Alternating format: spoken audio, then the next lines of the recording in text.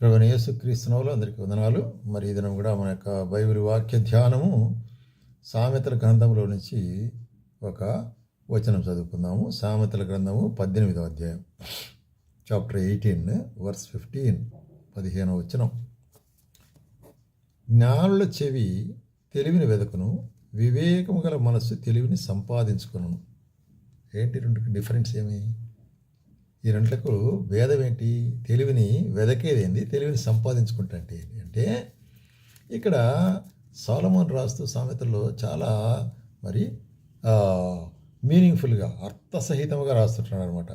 జ్ఞానుల చెవి తెలివిని వెదకును. జ్ఞానులు ఎంతసేపు వాళ్ళు తెలివిని ఆర్జించుకోవాలా అనేటువంటిది, ఆ తెలివి సంపాదించు, దీని గురించి నేర్చుకోవాలి, దాని గురించి నేర్చుకోవాలి, దీని గురించి నేర్చుకోవాలి అనేదే ఉంటుంది. కానీ ఇక్కడ ఏమిటంటే వివేకము గల మనసు తెలివిని సంపాదించుకును. ఆ తెలివిని సంపాదించుకొని దాన్ని ఎట్లా ఉపయోగించుకునేది వివేకం, ప్రుడెన్సీ అంటారు. So how to use that A wisdom. So not simply seeking for the wisdom, but how to use that wisdom in different situation అనేటువంటి దాని గురించి అక్కడ మనం చెప్తున్నాడు. కాబట్టి వివేకం అంటే ప్రుడెన్సీ అంటే మనము ఎట్లాగా వివేకము కలిగి ఉండాలా అనేటువంటిది కార్యం. ఎందుకంటే ఆ వివేకం ద్వారా ఏం జరుగుతుందంటే మనము జాగ్రత్తగా ఉండగలం. చూడి, అదే 14వ అధ్యాయంలో 14వ అధ్యాయము మరి సామెతల గ్రంథంలో 14వ వచనం ఏముంది ఇక్కడ?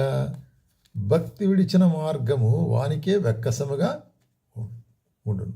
భక్తి విడిచిన మార్గం వానికి వెక్కసమగును, మంచివాని స్వభావం వానికే సంతోషము. జ్ఞానము లేనివాడు ప్రతి మాట నమ్మును, వివేకైన వాడు తన నడతను బాగుగా కనిపెట్టును. అది చాలా ప్రాముఖ్యం. కాషియస్, కనిపెట్టినట. కాబట్టి చెప్పినంత నమ్మేదే, ఎవరు చెప్పినా నమ్మేదే, చెప్పినా నమ్మేదే. అటువంటి తన స్వభావం అది సరైన స్వభావం కాదు. దాన్ని వివేచించాలి, వివేకము కలిగిన మనసు ఉండాలి. కాబట్టి వివేచించుట అనేటువంటిది మనకు మరి ఎట్లాగా దొరుకుతుందంటే చూడి, మరి చూసినట్లయితే ఏమంటున్నాడు ఇక్కడ? ప్రతి మాట వివేకి తన నడతను మరి బాగుగా కనిపెట్టును అనేటువంటి కార్యాన్ని చూస్తున్నాడు. కాబట్టి కనిపెట్టుట అనేటువంటిది, కాబట్టి ఈ వివేకము లేక జ్ఞానం హృదయం అనేటువంటిది మనకు అవసరం. ఎందుకంటే మనం చూస్తున్నాము మన హృదయంలో నుంచి అనేకటువంటి మరి అజ్ఞానమైన కార్యాలు, పాపసమైన కార్యాలు వస్తాయంట. అందుకొరకే మత్తయి సువార్త 7వ అధ్యాయం 21వ వచనంలో ఏమంటాడు? లోపలుండి అనగా మనుషుని హృదయంలో నుండి దురాచరణలు, జారత్వము, దొంగతనములు, నరహత్యలు, విచారములు, లోభములు, చెడుతనము, కృత్రిమము, కామవికారము, మత్సరము, దేవదూషణ, అహంభావము, అవివేకం వచ్చును. ఇన్ని కార్యాలు మన హృదయంలో లోపల నుంచి వస్తాయి. ఒక మనుషుని హృదయంలో ఈ కార్యాలు దాగి ఉంటాయి, సమయానికే బయటకు వస్తాయి. కాబట్టి హృదయం చాలా మోసకరమైంది అంటాడు ఇరిమియా చూసినట్లయితే. కాబట్టి ఇటువంటి హృదయము జ్ఞాన వివేకము కలిగి మరి ఉండాలంటే ఏం చేయాలనేటువంటి కార్యాన్ని మనము వివేకం అనేటువంటిది మరి యోచించేదిగా ఉంటుంది. చెప్పినట్టు మాట అది అవునా కాదా అనేటువంటి ధ్యానించేటువంటిగా చాలా ప్రాముఖ్యమైనది. రెండవదిగా 22వ అధ్యాయం సామెతల గ్రంథంలో ఏం చెప్తున్నాడు ఇక్కడ? సొలొమోను చెప్పినట్లయితే 22వ అధ్యాయము 3వ వచనం, బుద్ధిమంతుడు అపాయం వచ్చుడు చూచి దాగును, జ్ఞానం లేనివాడు యోచింపక ఆపదలో పడును. కాబట్టి జ్ఞానులు తమ జ్ఞానహీనత ద్వారా, బుద్ధిహీనత ద్వారా అపాయాల్లో పడుతుంటాడు. అనవసరమైన కార్యాల్లో తలదూర్చి, అనవసరమైన మాటల్లో తలదూర్చి అపాయంలో చిక్కుంటారు. అయితే జ్ఞానులు ఏం చేస్తారు? జ్ఞానులు అపాయం వచ్చటో, ఇది జరిగితే ఈ అపాయం వస్తుందని యోచించగలిగేటువంటి జ్ఞానం దేవుడిచ్చాడు. కాబట్టి యోచించుట అందుకొరకే అపాయం కలిగినప్పుడు వాళ్ళు ఏం చేస్తారంట? ఎవరిని వెతుకుతారు? మనిషిని కాదు. చూడండి 18వ అధ్యాయంలో మనం చూస్తున్నాం. చూడండి 18వ అధ్యాయం 10వ వచనంలో మనం గమనించినట్లయితే, యెహోవా నామం బలమైన దుర్గము, నీతిమంతుడు అందులోనికి పరిగెత్తి సురక్షితంగా ఉండును. కాబట్టి అపాయం వచ్చినప్పుడు మనకి ఎక్కడ ఆదరణ? యేసు ప్రభు నామములు, దేవుని యొక్క నామములు, ప్రభు యొక్క నామములు. మరి ఆయన నామములో మనం ఉండటం అంటే అర్థం ఏంటి? ఆయన నామములో మనము ఆయన వాక్యాన్ని వింటూ, వాక్యానికి లోబడి దాని ద్వారా మనం వివేకం ఆర్జించుకున్నట, వివేకము కలిగి ఉండట, జ్ఞానయుక్తమైనటువంటి మరి మాటలు మనకు పరిశుద్ధ గ్రంథంలో రాయబడి ఉంటుంది. సామెతల గ్రంథంలో చెప్పినట్టయితే జ్ఞానయుక్తమైన మాటలు మనకు అది ఆత్మీయమైన శరీర లాభకరమైన మాటలుగా ఉంటున్నవి. కాబట్టే ఇక్కడ ఏమంటున్నాడంటే మరి చూసినట్లయితే అటువంటి ముందు చూపు ఉండాలంటాడు. ఆపద కలుగుతుందంటే వెంటనే మనం దేవుని సమకూడదు, దాంట్లో తప్పించుకోవాలి, ఎదురుగా పోకూడదు ఆపదకు. అట్లాగే హోషేయ గ్రంథంలో ఏమంటాడంటే మనం నివసించే యొక్క కార్యం నుంచి హోషేయ గ్రంథము 14వ అధ్యాయం 9వ వచనం, జ్ఞానులు ఈ సంగతులను వివేచించరు, కాబట్టి జ్ఞానం గలవారు వివేచించరు, బుద్ధిమంతులు వాటిని గ్రహించరు. వివేచించేదేంటి, గ్రహించేదేంటి, ఏం డిఫరెన్స్ దానికి?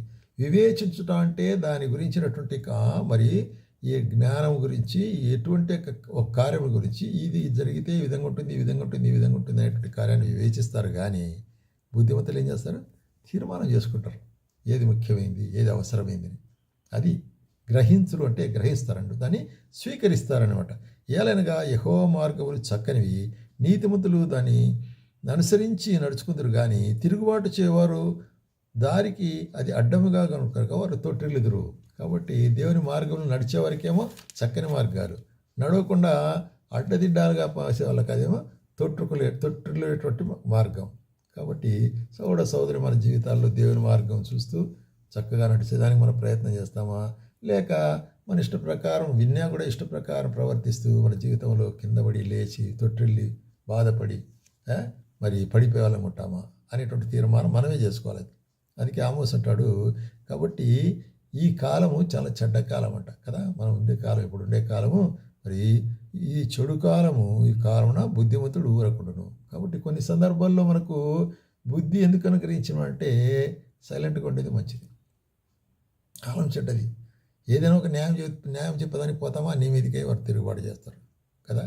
నేను సమాధానాన్ని కోరుకుందును కానీ ఎల్లప్పుడూ వారు నా మాట విన్నతోడే నా మీదకి తిరిగి లేస్తారంటున్నాడు. మరి కీర్తనకారిత 120 కీర్తనలు మనం చూసినట్లయితే అట్లుంది లోకం. కాబట్టి ఇది చెడు కాలం. ఏదైనా ఒక న్యాయం చెప్పేదానికి పోతే నువ్వెవరయ్యా చెప్పేదాన్ని అంటాడు, ఇంకేం చెబుతాను. కాబట్టి బుద్ధిమంతుడైన వాడు ఆ విధంగా తిరస్కారం పొందకుండా బుద్ధిమంతుడు ఏం చేయాలి, నోరు మూసుకొని ఉండాలి. నోరు మూసుకొని మన కార్యములు దేవునికి అప్పగించాలా కదా.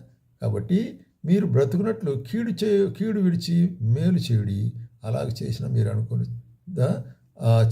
చేసినప్పుడు దేవుడు సైన్యములతో యెహోవా మీకు తోడుగా ఉండును. కాబట్టి అది బుద్ధిమంతుని యొక్క లక్షణం. అట్లాగే మనము ఈ యొక్క కీర్తనల్లో సామెతల గ్రంథము 19వ అధ్యాయంలో ఇంకో మాట చూస్తున్నాం.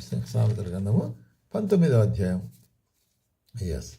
19వ అధ్యాయము 14వ వచనంలో ఏమంటున్నాడంటే, ఇక్కడ గృహము విత్తనము పితరులు ఇచ్చిన స్వాస్థ్యం, సుబుద్ధి గల భార్య యెహోవా యొక్క దానము.